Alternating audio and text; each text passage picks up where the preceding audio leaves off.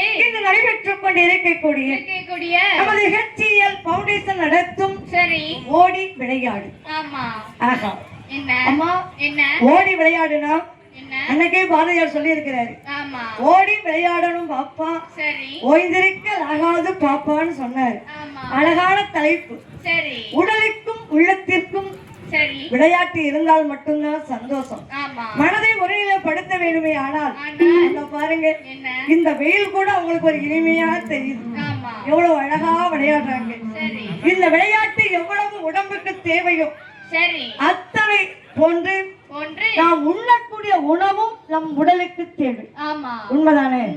நாம் நல்ல சுகாதாரமா வாழணும்னா சரி அதற்கு என்ன தேவை? என்ன தேவை? அடிப்படையான உணவு.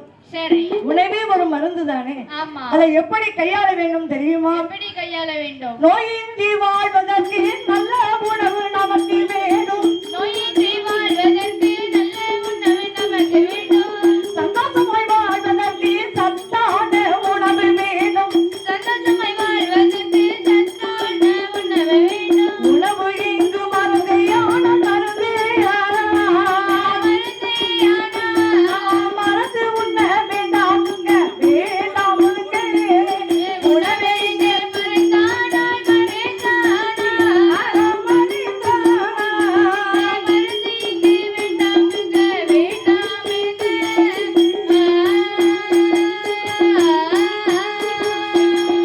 உடல் ஆரோக்கியத்திற்கு முதன்மையாக தேவை என்ன தெரியுமா? என்ன தேவை? அந்த காலத்திலே பெரியவர்கள் வகுத்து வைத்தது உணவுதான் மருந்து. ஆமா. இந்த உணவை நாம் மருந்தாக உட்கொள்ளாத காரணத்தினால் நாம் மருந்தை உணவாக எடுத்துக்கொள்கிறோம். ஆமா. இப்ப நிறைய இடத்துல பாருங்க, என்ன ஒரு வயசான பெரியாருக்கு வந்தாங்கன்னா சரி அந்த காலத்துல சுருக்கு பை வச்சிருப்பாங்க. ஆமா. இந்த காலத்துல ஒரு பர்ஸ் நிறைய மாத்திரை வச்சிருக்காங்க. அம்மா ஆமா. அம்மா என்ன காலையில 8 மணிக்கு 2 இட்லி சென்று ஒரு மாத்திரை போடணுமா? சரி. அதே மாதிரி மத்தியானம் வந்து எங்கம்மா நடக்கு? எங்க நடக்கு? சாப்பிட்டாதான் மாத்திரை போட முடியும். ஆமா. ஏனென்றால் இந்த மாத்திரையை உணவாக மாறிவிட்டது. சரி. இதையெல்லாம் நாம் தவிர்க்க வேண்டும். ஆமா. நல்ல உணவை எடுக்க வேண்டுமே. ஆனால் அந்த காலத்திலே எப்படி ஆகிவிட்டது தெரியுமா? எப்படி விட்டது? வெள்ளை அரிசி நமக்கு வேண்டாம், கம்மங்கூழ் நமக்கு போதும். வெள்ளரிசி நமக்கு வேண்டாம், கம்மங்கூழ் நமக்கு போதும். வெள்ளை அரிசி நமக்கு வேண்டாம், கம்மங்கூழ் நமக்கு போதும். வெள்ளரிசி நமக்கு வேண்டாம், கம்மங்கூழ் நமக்கு போதும். சந்தோஷமாய் வாழ்வதற்கு சாமை உணவு நமக்கு வேண்டும். சந்தோஷமாய் வாழ்வதற்கு சாமை உணவு நமக்கு வேண்டும். தினமுடனே வாழ்வதற்கு தினை அரிசி நமக்கு வேண்டும். தினமுடனே வாழ்வதற்கு தினை அரிசி நமக்கு வேணும். குணமுடனே வாழ்வதற்கு வாழ்வதற்கு வாழ்வதற்கு குணமுடனே வாழ்வதற்கு வாழ்வதற்கு அங்கே குதிரை வாழில் ஒன்றே போதும், ஒன்றே போதும். குணமுடனே வாழ்வதற்கு வாழ்வதற்கு நாம் வாழ்வதற்கு குதிரை வழி ஒன்றே போதும், ஒன்றே போதும்.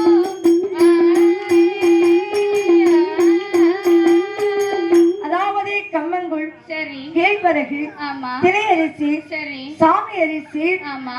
அதாவது குதிரை வாழி, சரி. இந்த உணவை எல்லாம் அந்த காலத்துல எடுத்தாங்கம்மா. சரி. நல்ல 100 வயசு வாழ்ந்தாங்க. ஆமா. இப்போ நாடு எப்படி போயிருக்கு? எப்படி போயிருக்கு? நாடு சும்மா கிடந்தாலும் கிடக்கும், வாழும் நாகரிகம் ஓடி வந்து கெடுக்கும்.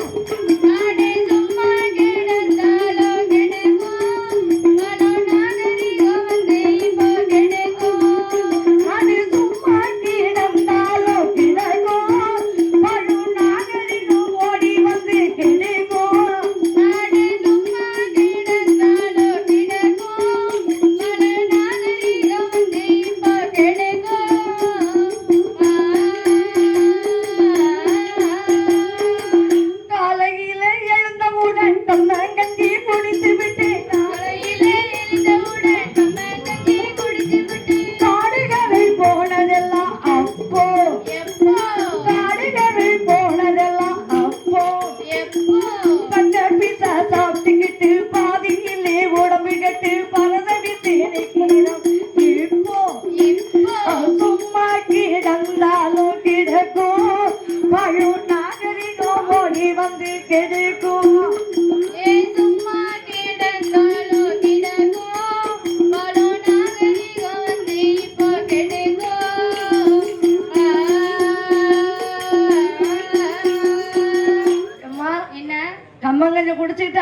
காடு கரைக்கு போயிட்டு வந்தாங்கப்பா. ஆமா. இப்ப வந்திருக்கு பாருங்க. என்ன 2 மினிட்ஸ்.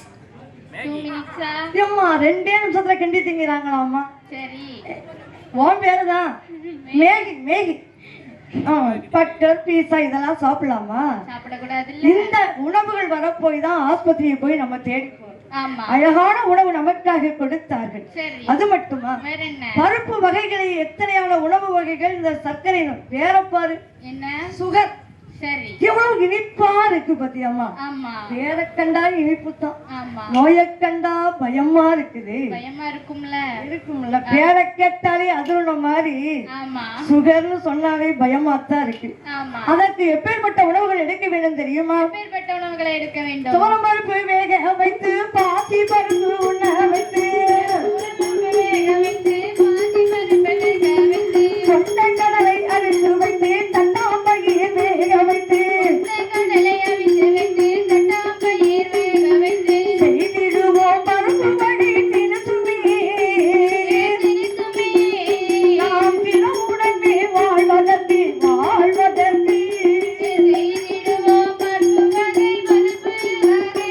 அங்கே பருப்பு வகை தினமுடனே வாழ்வதற்கு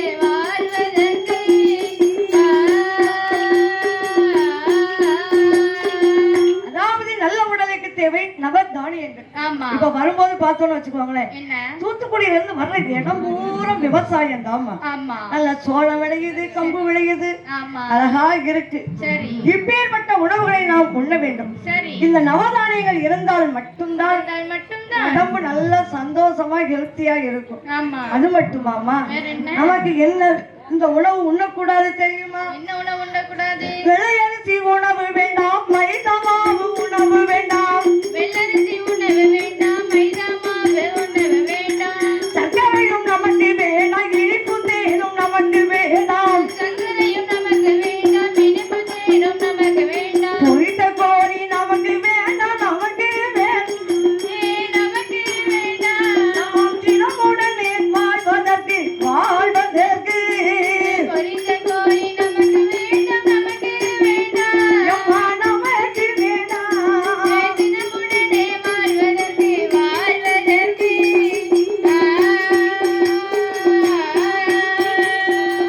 எம்மா, என்ன? நம்ம இதெல்லாம் சாப்பிடக்கூடாது தெரியுமா? எதெல்லாம் சாப்பிடக்கூடாது? அதாவது அதுக்காக சோறு திங்கக்கூடாதுன்னு சொன்னா ஏமா சோறு திங்கக்கூடாதுன்னு சண்டைக்கு வந்துடக்கூடாது. ஆமா. வெள்ளை அரிசி சோறு அளவா சாப்பிடணும். சரி. அதுக்கப்புறம் மைதா மாவை தொடவே கூடாது. ஆமா. அதுக்காக போகும்போது ரொட்டி திங்க மாட்டேன்னு சொல்லக்கூடாதுமா. சரி. சரியா? அதெல்லாம் சாப்பிடதான் செய்யணும். சரி. அளவுக்கு மிஞ்சினால் அமிர்தமும் நஞ்சு. ஆமா. எந்த உணவை எடுத்துக்கொண்டாலும் அளவோடு சாப்பிட வேண்டும். சரி. அது மட்டுமா, வேற என்ன? இந்த இனிப்பு சொல்லக்கூடிய சர்க்கரை, சரி. தேன், ஆமா. இந்த இனிப்புலாம் நம்ம உடம்புக்கு சுகர் நோய் உள்ளவங்களுக்கு ஆகாது. சரி. அந்த காலத்துல ஒரு கல்யாண வீட்டுக்கு போனா போனா போனா போனா என்ன வைப்பாங்க தெரியுமா? என்ன வைப்பாங்க? இலை நிறைய. என்ன? நீங்க பாத்தியா? அந்த காலத்துல அதுக்கே ஒரு பாட்டு இருக்கு பாத்துக்கோங்க. அது என்ன பாட்டு? கல்யாண சமையல் சாதம், சரி. காய்கறிகளும் பிரமாதம், ஆமா. அது கௌரவ பிரசாதம். சரி. பாத்தியா? இவ்வளவு கௌரவமா சாப்பாடு கொடுத்தா அது கௌரவ பிரசாதமா. ஆமா. இந்த காலத்துல சாப்பாடுலாம் அதெல்லாம் கிடையாதுமா. வைக்கும் போதே 5-6 இனிப்பை வச்சிருந்தாங்க. சரி. சுகர் நோய்க்காரங்க எடுத்து பைக்குல போட்டு பேரம் பேத்திக்கு ஆகும்னு நினைக்கிறாங்க. ஆமா. இதுதான் தேவையா? தேவையில்லை. அளவாக ஒரு தட்டு நிறைய உணவு உண்ண வேண்டும் சொல்றாங்க. சரி. தட்டு நிறைய உணவு உண்ண வேண்டும் சொன்ன உடனே சொன்ன உடனே நம்ம ஆள் இலைய போட்டு என்ன செய்யுது தெரியுமா? என்ன செய்து? ஒரு சிக்கன் ஃப்ரைட் ரைஸ், ஒரு பொரிச்ச கோழி, சரி. இதெல்லாம் கேக்குறாங்க அம்மா. ஆமா. ஆனா இதெல்லாம் சாப்பிடக்கூடாது. சரி. அவித்த பொருள், ஆமா. அதாவது கோழி இறைச்சியாக இருந்தாலும் அவித்த இறைச்சியாக இருக்க வேண்டும். சரி. வறுத்த பொருள்களை தவிர்ப்போம், சரி. அவித்த பொருள்களை உண்போம். ஆமா. இதெல்லாம் செய்யணும்ல. ஆமா. எங்க அம்மா அந்த காலத்துல சொன்னாங்க அம்மா, என்ன சொன்னாங்க? அம்மா நொறுங்கத்தின்னா 100 வயசுன்னு சொன்னாங்க. ஒருங்க தின்னா 100 வயசா? ஆமா.